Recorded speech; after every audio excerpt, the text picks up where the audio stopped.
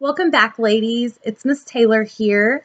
This week, we will be talking about emotions. We have both positive and negative emotions, and we're going to talk about how we can control those so that they don't control us.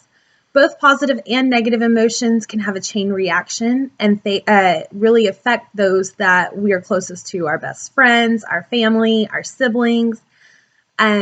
If I wake up late in the morning and my sister's in the bathroom and won't let me do my hair, and then I get to school and my best friend tells me that my shirt's ugly, and it's just a chain reaction of negative events.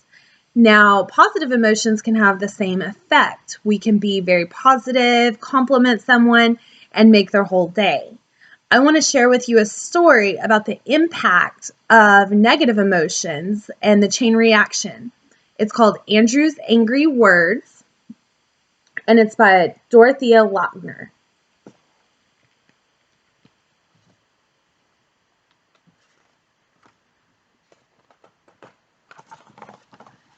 When the phone rang, Marian yelled, "I'll get it." She ran through the living room. She didn't see her little brother until it was too late. Bam! Andrew and all of his books and toys went flying. "Watch it," yelled Andrew, and then he shouted the ugliest bunch of angry words anyone has ever heard. Right away, Andrew wished he hadn't said them, but it was too late.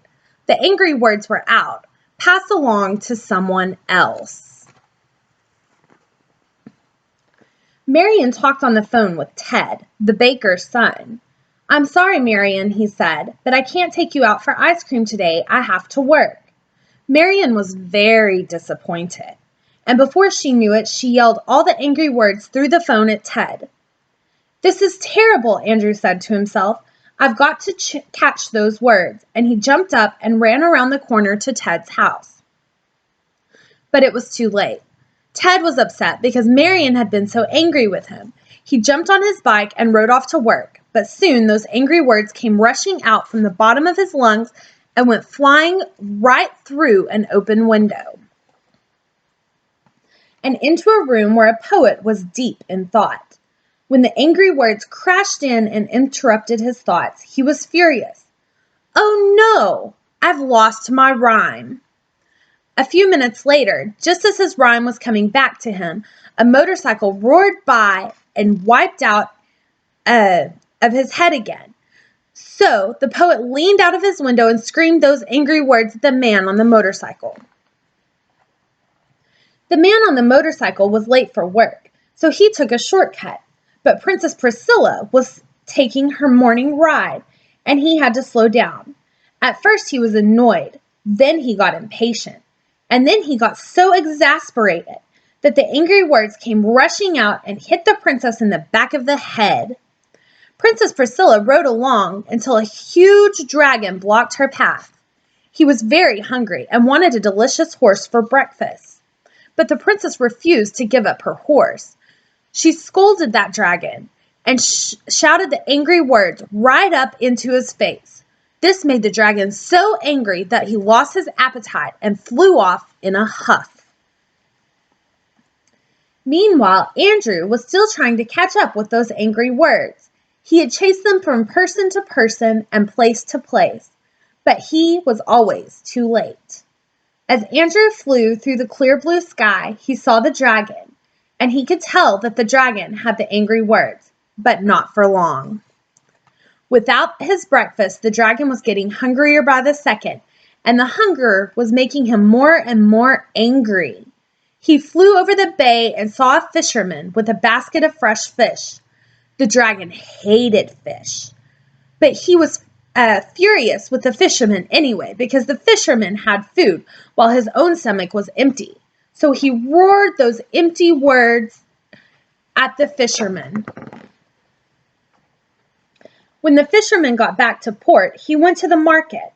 The words the dragon had dumped on him were still ringing in his ears, but he was trying to forget them. Then a lady dropped a pumpkin right in front of him, and he nearly tripped over it.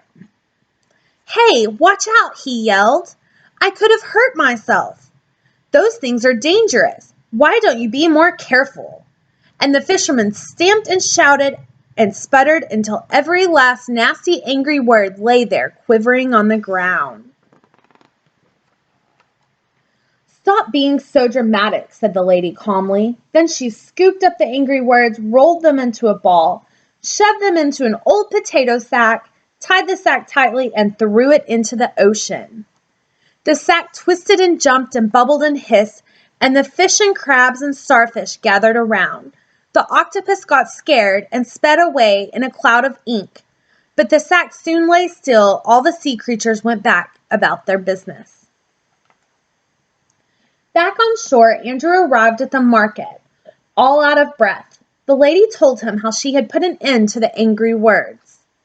"Thank you very much," said Andrew. "It was nothing," said the lady. "Here's a present for you. These are all the kind and happy words I know. They're nice words. Hold on to them and you'll fly all the way home." As he flew over the sea, Andrew tossed some of the nice words to the fisherman and threw another little piece to the dragon, who was so happy that he danced an elegant rumba in mid-air.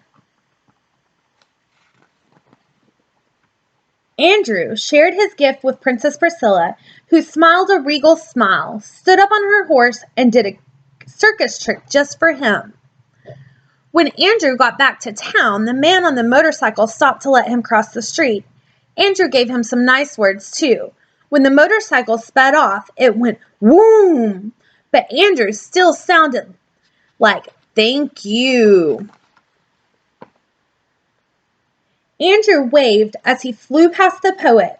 "Here are some nice words," called Andrew. "I hope you can use them." The poet smiled and instantly began to compose the happiest poem ever written. And the boy at the bakery? When Andrew gave Ted his share of the wonderful present, Ted decided to take the afternoon off, just like that. Ted stuffed his treasure in his pocket, raced home on his bicycle, and phoned Marion. "Hello, Marion. It's me, Ted. Would you still like to go out for some ice cream?"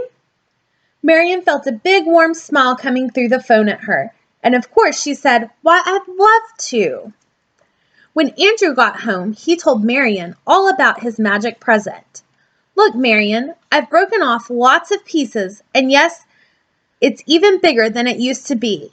What shall I do with it?" "I think you'd better keep it in a safe place," she said, "just in case those angry words ever come back.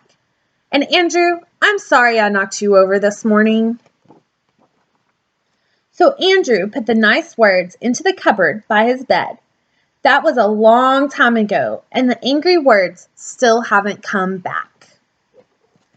So that's a wonderful story about the chain reaction of angry words and the chain reaction that positive words can have as well. We'll be talking about this more in depth and doing an activity with this next week. I want you to start thinking for our activity about angry words or negative emotions and thoughts that you have that affect you. And I also want you to start thinking about positive thoughts that affect you. And we are going to do an activity using those thoughts. We'll write them on strips of paper. And we're going to talk about how we can have more positive emotions versus negative emotions. I hope you have a fantastic week. I want you to be thinking. And if you need to, you can make notes, write them down. You may write them on a sticky note, anything in a little journal, and bring them with you on Tuesday. Have a great rest of the week, girls.